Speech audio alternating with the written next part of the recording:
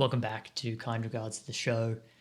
I was in a philosophy lecture and I heard one of the most paradigm shifting things I've ever heard. And it was about freedom. We were talking about freedom. What is freedom? The lecturer asked. And someone put their hand up and they said, well, it's being able to do what you want. It's not having to do what other people want for you. It's not being imprisoned or forced to do something. It's about doing what you want, following your desires. And as a young undergrad, I went, yeah, it's doing what you want. I do what I want all the time. It's great. I'm free. Woo! Which is a really common belief, and a belief that's promoted by the marketplace and, the consumption industries. And I mean, yeah, the freedom of the market is to freely decide what to purchase, what to eat, when to go to the gym. Follow your desires. Desire is freedom. But then the lecturer goes, well, who decides what you desire? And we all went, I do, duh. And then he went, do you? I mean, what do you like? What do you like to eat? Oh, sushi. I like to eat sushi. Well, who decided? I decided. Did you? Did you make a choice to say, I'm going to like sushi? What don't you like? Anchovies? You didn't decide that. It arrived. You tasted an anchovy, you went, yuck. You didn't go yuck. Yuckness happened to you. Yuckness arose and you responded. This is a crazy, crazy truth that we do not decide our desires. We are not in control of our desires. Our desires simply arise. And so what does this mean? Our desires arise, we follow them. So where does freedom come into this? Well, it doesn't really. If we always just do what we want, we are a prisoner to our desires. We are led around by our desires on a little leash. Oh, I want to eat gummy bears. Go and eat gummy bears. Oh, I want to exercise now. You go and exercise now. You're just constantly in the prison of your desire. If you desire something really nasty, you'll go off and do it. So what do? We can't get rid of our desires unless, we achieve enlightenment, which, I mean, that's a great project. It's a great personal project and power to you. But until, that's a long, long path. And so I'm told by certain spiritual practices. Other ones say that it can be instantaneous. Shout outs to the Zen and Dzogchen practitioners out there. But how do we get rid of our desires, or can we interact with our desires in a different way in order to achieve more freedom, in order to avoid being led around by our desires? So I think that there's two useful mental states here. One is needing and one is just wanting. Now, wanting often gets confused with desire. I've done it in this video already, but I'm kind of distinguishing them here. So needing to is being dragged. I have to get this job. I got to have pizza tonight. I have to meet this deadline. I have to release these videos today. Whatever the thing is, it's this needing to, it's this feeling like until this is done, I can't be happy. Until this is done, I can't rest. I gotta. It's the needing to mindset. It's also called the doing mindset by some, as opposed to maybe the being mindset. The being mindset is more closer to a wanting mindset, wanting being distinguished from the sort of being led around by desires again. Instead, it is just, being able to watch a desire arise. Oh, I should really work on that assessment because I got to get it in tomorrow. And instead of going, oh, I got to, just going, okay, yeah, I could do that. That's something I could do. That's fine. I can let this desire arise without instantly being led by it, without instantly being implicated in this causal, chain of if I don't do that, then really bad thing. Berkman has a great point that we can do anything in this world so long as we accept the consequences. We don't have to get the job. We don't have to get our deadline, accomplished on time or whatever. We don't have to eat the pizza tonight so long as we're ready to accept the consequences. The consequences might be significant. It might be a really big deal. We might have to go into debt because we don't have a job. We might have to whatever. And I'm not saying that we never we will never choose to follow our desire or that need that we think we have just because there's this alternative set of consequences that we might face. What I am saying is that by thinking about it in this way, oh, I actually don't have to do anything. I just get to choose between all these options.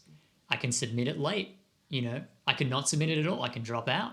you know, I it grants us the amount of freedom that we actually have, and it avoids this clenching mentality, this getting dragged mentality. And instead we go, oh no, I will choose to reach the deadline. I will choose to work on that assessment. I will choose to pursue this job, but I don't have to. I want to. I'm choosing voluntarily to enter into this thing, and therefore I am not a prisoner to my perceived needs, my perceived desires. Instead, I can watch them arise, weigh up a couple options, and choose the one that I like the best.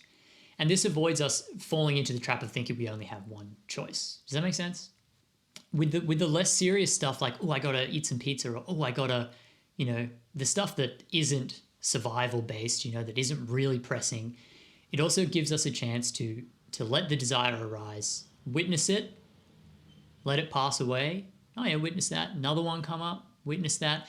And by not being led around, we become a little bit less dependent on the outcomes, right? Being led is like, if I don't get that, then something bad, and we don't feel very free there, and free to experience equanimity and peace of mind on the way. Mac DeMarco said a great thing one time that was like, we're always moving the goalposts. You want to play to a theater of 1,000. He's a musician. You want to play to a theater of 1,000. You get there and you go, oh, what about 2,000? You want to have a best-selling album. You get it, and then you go, oh, I got to make an even better one that the critics love this time. And you just keep moving the goalposts. If this is true, that our goalposts are continually moving and that they're out of our control, our desires arise and we grab them. We didn't make them. If this is true, then what is more important than enjoying the process, enjoying the journey to satisfying our desires as well as the satisfaction of our desires? That way there is no space left out. Instead of just going, oh, I want to get my teeth brushed and out of the way, if we enjoy the process as well, hey, that sounds pretty good to me. And one of the ways that we do this is we let go. It's let go or get dragged. Once we let go, we can still go in that direction, but we're not being dragged. We don't have that kind of desperation. Does this make sense? And so there's a couple barriers to this. One is that we have to kind of learn, and I'm learning to do this every day. I'm not past these hurdles, but we have to learn to kind of sit without immediately satisfying our desires. We have to be willing to live slowly enough and ideally mindfully enough. Meditation practice is great here, but so is stretching and journaling, emptying out our minds, not feeling so rushy and quick brain all the time.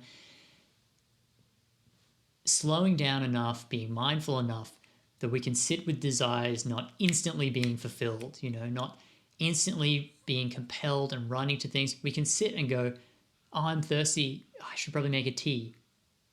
Yeah, okay, maybe I should. Oh, maybe actually I should probably do that thing. I should send that email. That'll only take 2 minutes. Yeah, maybe I should. That's okay. I don't have to. I don't need to. Sitting with a desire, letting it pass away, not immediately running around. And this can be really uncomfortable. I make it sound really easy. Just sit there and think, But our minds are racing, and most of us are constantly lost in thought that is really compelling, really makes us feel like if we don't do it now, something bad's going to happen.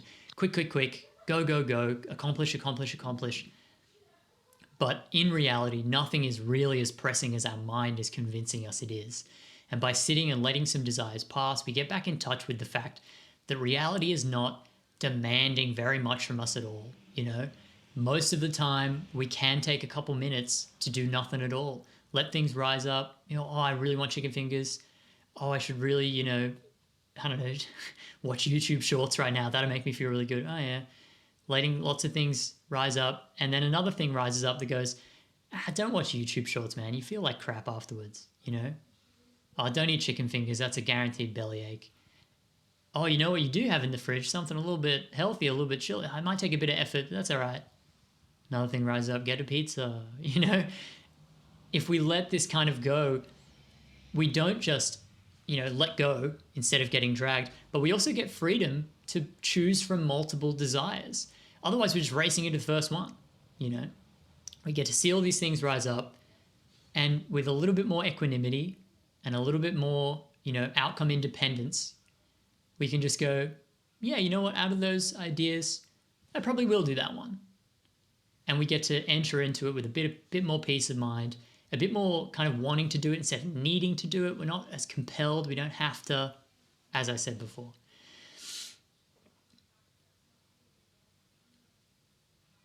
And that's one of the beautiful things about waiting and watching our desires arise and pass away, is that they are changing. Everything is impermanent. There is no experience in this life that is not self-liberating. When we let go, they liberate so much faster. Our desire for chicken fingers that feels really urgent, feels like we need to order them right now from the Uber Eats or whatever, it passes away and we go, no, I'll just have my normal thing for dinner. I'll just eat what I got in the fridge. That's nice. I like that stuff. There you go. Um,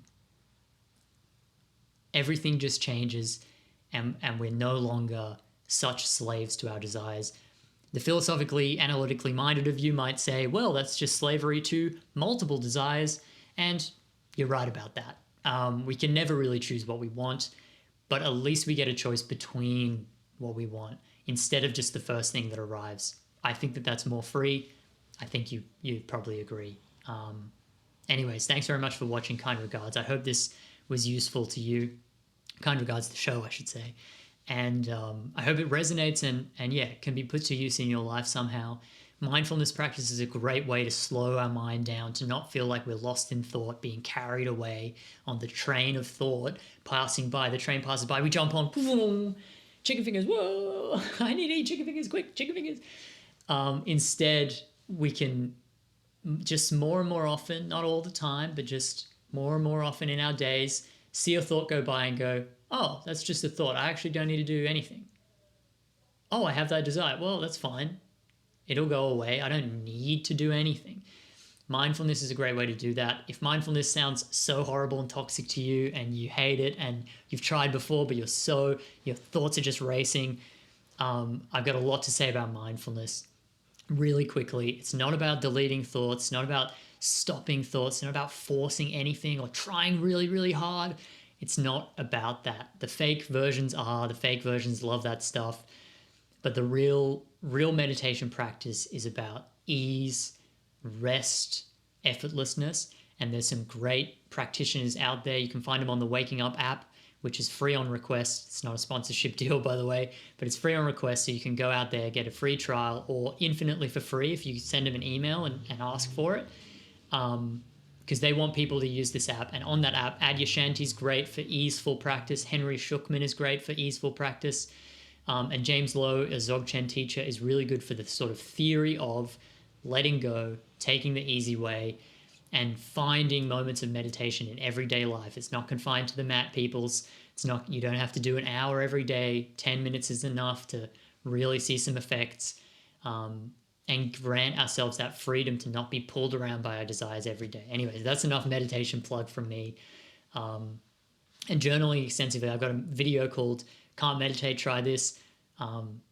If you just say meditation, I can't do it, maybe watch that video, that might help. Anyways, thanks very much for being here. If you want articles, I write articles. They're on Substack, a little bit more thorough than this, philosophically, psychologically orientated. It's got quotes from literature and all over the place. I scrub them up real tight. I think that sometimes they're a little bit funny, so hopefully entertaining and insightful if I do my job at all. And there's also a YouTube and a Spotify link so you can get the content how you like it. Thanks very much for being here. I appreciate your time. I know it's valuable. So thanks. Take care. See ya.